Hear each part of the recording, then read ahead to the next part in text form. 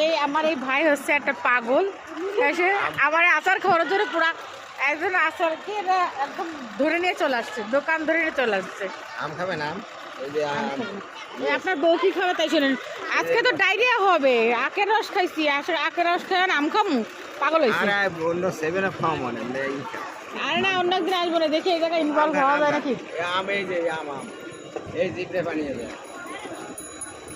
আপনি খান আম, আপনি খান।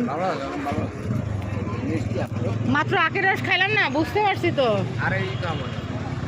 কি খাবেন? ইনো ইনো তাও এক পিস খাওয়াইছে।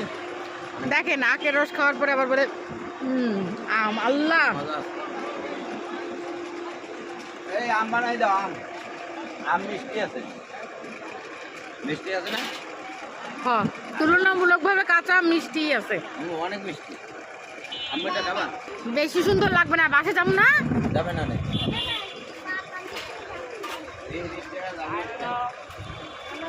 এই যে হচ্ছে রিয়েল দোকানদার, ওই ভাই ঠেলতে ঠেলতে নিয়ে চলে আসছে পুরো আচারের গাঠটি। বানাই দেন, এই যে খাবে আপনি 30-40 টাকার বানান। না অত না, আপনি 20 টাকারই বানান। আচ্ছা, বাড়াই বানান।